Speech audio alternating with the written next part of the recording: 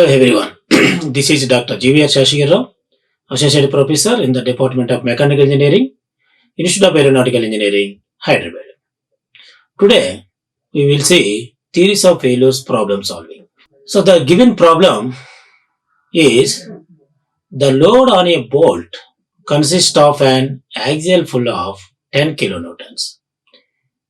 The given machine element is bolt. It consists of an axial full of 10 kilonewtons. The axial load is 10 kilonewtons given. Together with a transverse shear force of 5 kilonewtons. So along with this 10 kilonewtons, another transverse shear force 5 kilonewtons also given. Find the diameter of bolt required according to, find the bolt required according to. So one is maximum principal stress theory and maximum shear stress theory. Third one, maximum principal strain theory, and fourth one, maximum strain energy theory and maximum distortion energy theory. So the given theories are here 5. Already we have studied in theories of failures. So what are the importance of these theories? You know. So to avoid failure, always you should select the safe condition for a design element. So in this problem, they have asked, so find the diameter of the bolt when it is subjected to axial full 10 kilonewtons and then transverse shear force 5 kilonewtons. Two forces are given. So according to the theories of failures, so the principal stress theory and the shear stress theory, etc. So find the diameter. So here you need to apply the principal stress theory safe condition and then find the diameter. Then similarly, shear stress safe stress condition and find the diameter. So similarly, strain energy and distortion energy, etc. For this, the given permissible tensile stress at elastic limit. At elastic limit, the tensile stress is 100 megapascal and the Poisson's ratio is 0.3. So you can write the Poisson ratio is 1 by m. And elastic limit tensile stress, it is 100 megapascal. Later you can convert into Newton per mm square. See? So now we will see the solution, how to solve this problem. Steps I will explain. So first of all, given data, write down the given data, the 10 kilonewtons and the shear stress 5 kilonewtons and elastic 100 megapascal and 1 by m is equal to 0.3 Poisson's ratio. So here already we have discussed in the previous sessions, 1 megapascal is equal to 1 Newton per mm square. So similarly, so here same apply for this given 100 megapascal is equal to 100 Newton per mm square. Clear? So now take let D diameter of the bolt in mm. So immediately find out the cross-sectional area of the bolt. So why? Because here the cross-section of the bolt is, the cross-sectional shape of the bolt is circular one. So always the circular element, the circular cross-section, the area is 5 by 4 into d square. So diameter and the area of calculate. So here d we don't know. So actually we have to calculate the diameter. So the cross-sectional area you will get in terms of d. D is here unknown. So calculate 5 by 4 into d square. The 5 by 4 value is 0.7854 into d square. So area already calculated. Axial load given. So what we have to you can calculate here load available and area available. So that we can calculate the tensile stress, axial tensile stress. So that take this formula. Axial tensile stress is equal to axial load upon area. Clear? So here axial tensile load is 10 kilonewtons, and then the area is 0.87854 d square. Clear? So here 10 kilonewtons upon this one area. So we will get axial tensile stress in terms of D 12.73 by d square kilonewton per mm square. Similarly, calculate transverse shear stress. The transverse shear stress is given. So that is shear stress is equal to shear load by area. The given shear load is 5 kilonewtons. So 5 kilonewtons upon area 0.7854 d square. So 6.365 by d square kilonewton per mm square. Now we got two stresses. One is axial tensile stress, another one is transverse shear stress. First, for any theories of failure, first we need to calculate stresses value and area first to calculate, and then automatically you can calculate, you will get this tensile stress and transverse shear stress. So without area and load, we can't calculate the stress. So that's why first step is area is required, and then load.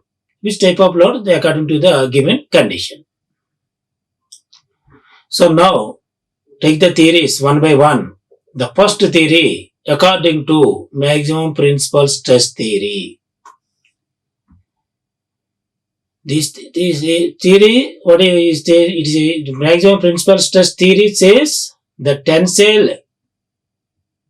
tensile stress at elastic limit is less than or equal to this axial load, normal stress value. So that is the safe condition. So it should not be greater than. So here the formula is sigma 1 sigma TL. So that is axial tensile load, tensile stress, sigma 1 plus sigma 2 by 2 plus or minus 1 by 2 to sigma 1 minus sigma 2 whole square plus 4 tau square.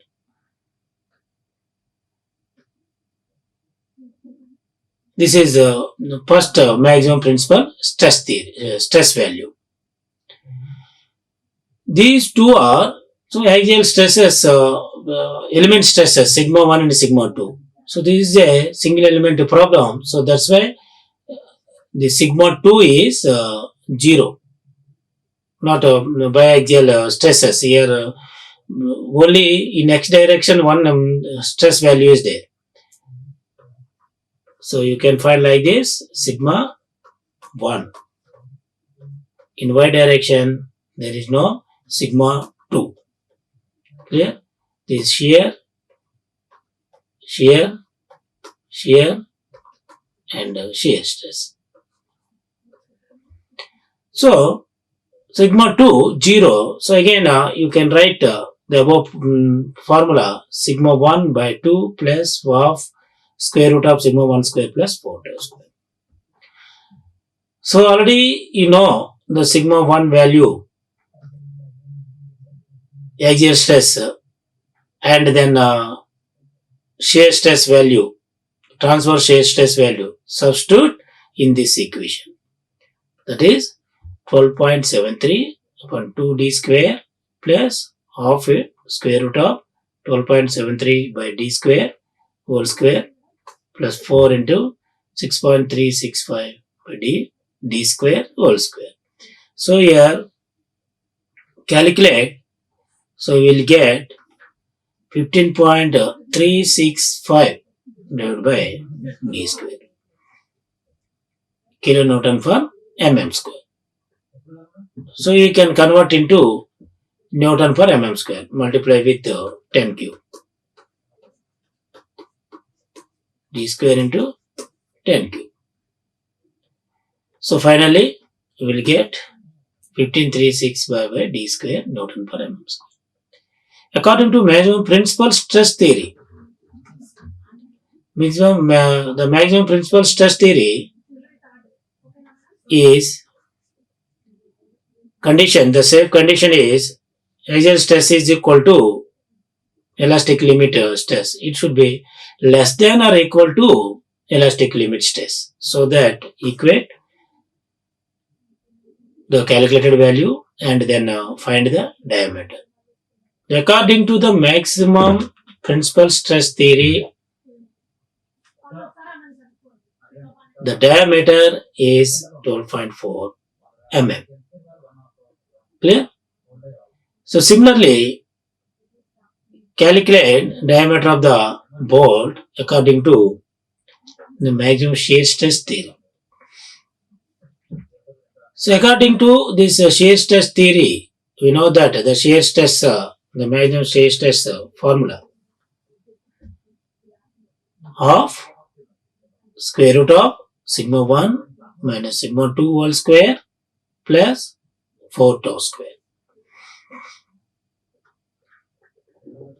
Here also apply sigma 1 value is there and sigma 2 is 0. So substitute this sigma 2 value in this equation. So what is the sigma 1 value? Sigma 1 is 12.73 by d square and tau value is 6.365 by d square. We don't have sigma 2 value. So after substitution, here calculate the values of into 6.365 by d square, square root of 4 plus 4. So here 9,000 by d square Newton per mm square. So this 9 by d square kilonewton per mm square convert into Newton per mm square, you will get 9,000 by d square. Now apply the same condition according to maximum shear stress theory. What is that equation?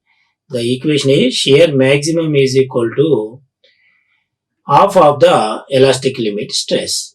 So that is the 0.5 times of the elastic limit stress.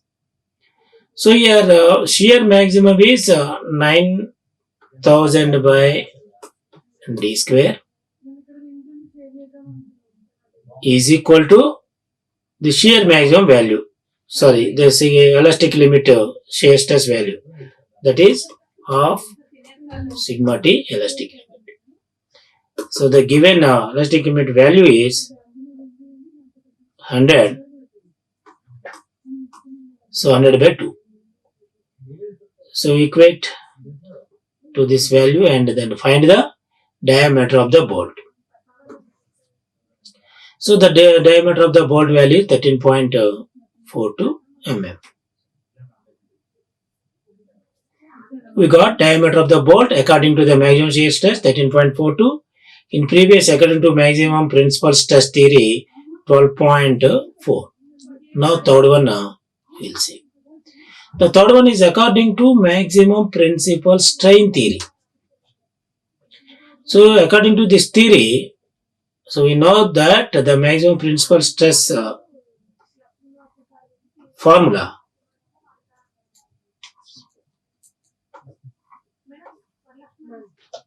is sigma 1 by 2 plus half square root of sigma 1 square plus 4 tau square.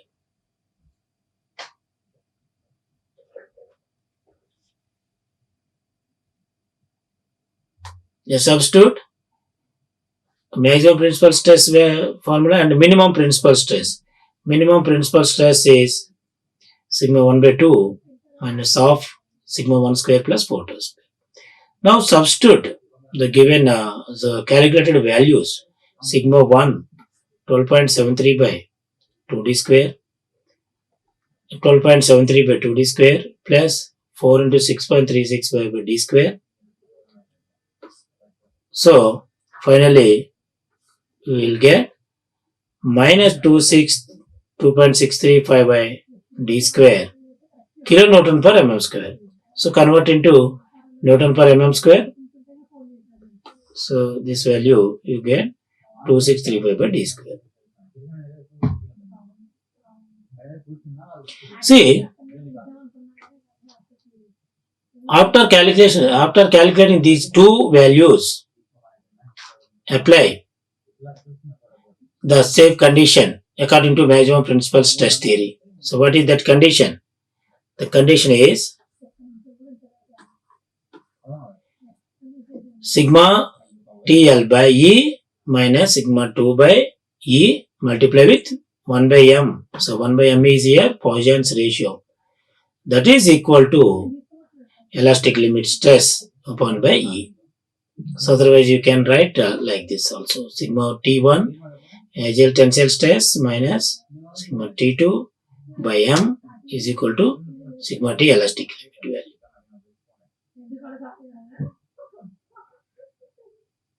So here the calculated value is 15.365 by d square plus 2635 into 0.3 by d square. So after calculation you will get the diameter of the bolt according to the maximum strain, principal strain theory. D is equal to 12.7 mm. Similarly, calculate the diameter of the bolt according to maximum strain energy theory. The strain energy according to maximum strain energy, the formula is sigma T L whole square plus sigma T2 square minus 2 sigma 1 and sigma 2, sigma TL and sigma 2 by M Poisson's ratio, that is equal to the square of the elastic limit stress. So all values already you calculated.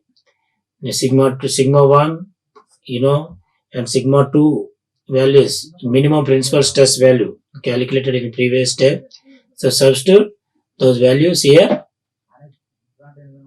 So we will get the equation like this.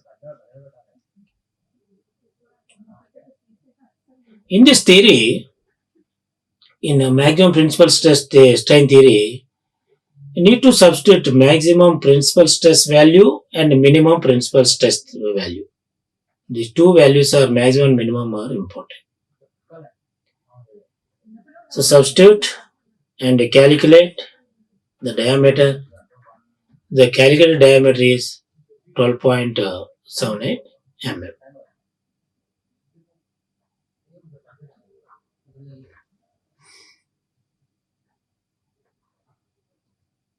See?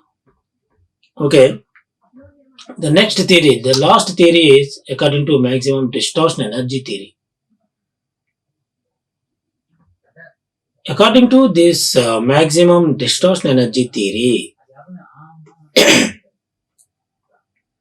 sigma T L square plus sigma T2 square minus sigma 1 TL and maximum and minimum is equal to elastic limit stress whole square. So maximum principal stress whole square plus minimum principal stress minus 2 sigma TL and in the T2.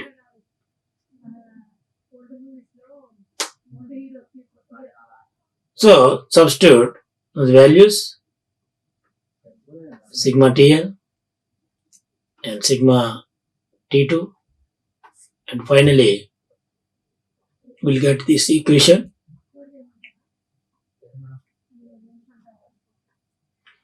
So here you can write in another form also. So here in the form of a square plus b square minus 2ab. So a minus b whole square. TL minus T2 whole square. So the equation will get like this, and then the final diameter is 13.4 mm. So now see, according to first theory, the diameter is 12.4. Second theory, 13.42. Third one, 12.7. Fourth one, 12.78. And the fifth one is 13.4. So like this, you have to calculate the diameter of the bolt according to given theories of failures. For this problem, the important parameters are theories of failure means 5 theories are there: principal stress theory, strain theory, etc. Maximum, according to the maximum principal stress theory, first you should know, so what is the formula? What is the final condition? So first calculate what are the parameters required, and then substitute those parameters in the formula, and then apply safe condition. You will get diameter of the bolt. So similarly, apply same procedure to remaining theories also. Clear? Next topic is, we will discuss here the bolts of uniform strength. So actually, the failures occurs in the bolts at their thread portion. Why? Because here at their stress, their thread portion, the stress concentration will be very high. So more concentration will be concentrated at their threads. Due to the irregularity, due to the some discontinuity in the machine element. So already you know, so the stress concentration is, so whenever the machine element or object it suddenly changes its cross-sectional area to one shape to another shape. So that time the more concentration, the stress concentration will be occur at their discontinuities, at their changed shape. It may be walls, undercuts. Clear? So like that, the stress concentration phenomenon already we have studied. So based on this, you need to calculate the bolt of uniform strength. So what is this bolt of uniform strength? When a bolt is subjected to shock loading, as in case of a cylinder head bolt and internal combustion engine. So you know the internal combustion engine consists of cylinder head and then piston. The piston is connected to the crankshaft with the help of crank connecting rod. The connecting rod is attached to the crankshaft through the crank pin. So the crankshaft is mounted on this crankshaft. The flywheel and the remaining gears are mounted on this crankshaft. So the cylinder head is shock loading will be occur at the head of the bolt. So in the time, so what will happen? The resilience of the bolt should be considered in order to prevent breakage at the thread. See here, resilience of the bolt should be considered. So in an ordinary bolt, so I will show you. See, in ordinary bolt, diagram shown in this. So this is the bolt head and this is the threaded portion.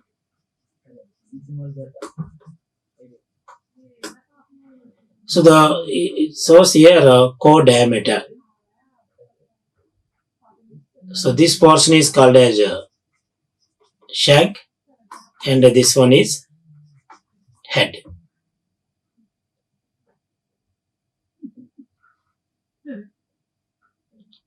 So in this, the effect of the impulsive loads applied axially is concentrated on the weakest part of the bolt.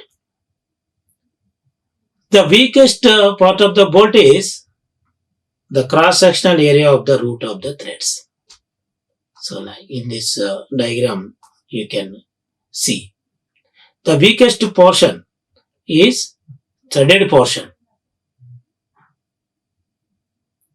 So in other words, in terms of stress concentration, the stress in the threaded part of the bolt will be higher than that in the shank. When compared to the shank, the more stress concentration will be concentrated on this threaded portion only. Why? Because here this structure is here uniform in shank. Take this shank, the uniform cross-sectional area. But here in threaded portion suddenly changes. It suddenly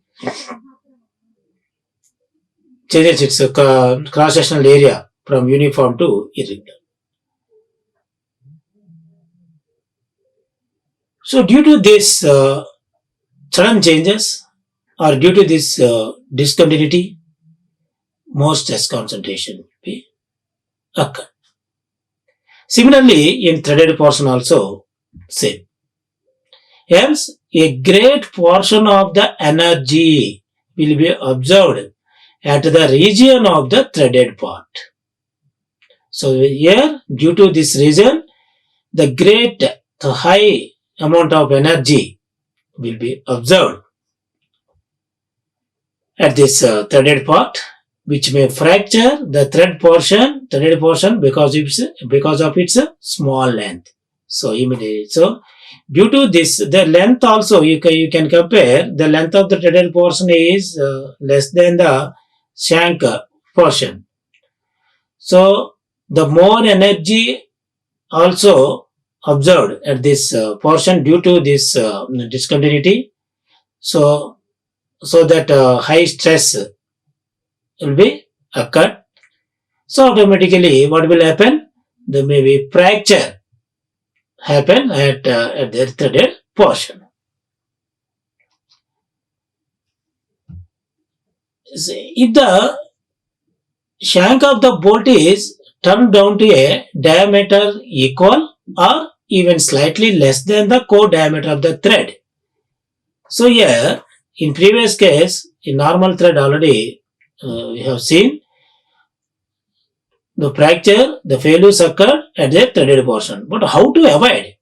So how to control, how to prevent this type of failures? So one method is there. So that is, you can make the shank of the bolt is turned down to a diameter equal or even slightly less than the core diameter. See in this diagram. So this is the shank. So less than or equal to the core diameter, as shown in figure B. Then the shank of the bolt will undergo a high stress. In this case, the shank portion undergo high stress. This means that a shank will absorb more energy, large portion of the energy when compared to the threaded portion, thus relieving the material at the sections near the thread. So previously the more energy observed at the threaded portion, but in this case the more energy will be observed at the shank. Why? What is the reason? The reason behind this, the shank of the bolt is turned down to a diameter of the bolt or equal, diameter equal or slightly less than the core diameter. So you can observe here the diameter of the shank is smaller than the core diameter. So the bolt in this way becomes stronger and lighter, and it increases the shock absorbing capacity of the bolt because of an increased modulus of resilience. So here becomes stronger and lighter, and it increases the shock absorbing capacity. So ultimately the increased modulus of resilience. This gives a bolts of uniform strength. So the resilience of bolt may also be increased by increasing its length. You can increase its length, bolt length. It leads to increase the modulus of resilience. It gives this phenomenon is known as bolts of uniform strength.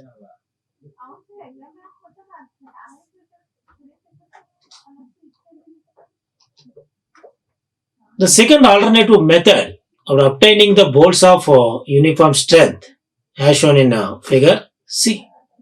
Another method also there to improve the modulus of resilience, to improve the bolts of uniform strength. In this method, an axial hole is drilled through the head as far as the thread portion, such that the area of the shank becomes equal to the root area of the thread. The shank area becomes equal to the root area of the thread. So see in this diameter of the hole here shown, and outer diameter and the core diameter. Here the axial hole is created to head portion as far as the threaded portion. Due to this method, what will happen? The area of the shank becomes equal to the root area of the thread. The root area of the thread. So always you should maintain the shank is equal or less than the area of the thread. Then it will not fail at the threaded portion. So due to bolt of uniform strength and due to the increased modulus of rigidity, here also you can improve or you can increase the modulus of rigidity by doing this, by making this wall like this. This is one more method.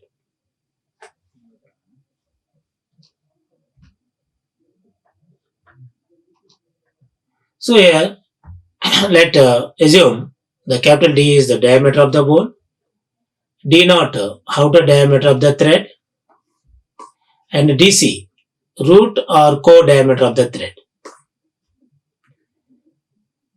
So the diameter of the hole is 5/4 into D square. So at their threaded portion, inner diameter, outer diameter, and inner diameter is there. One is outer diameter D naught, another one is core diameter.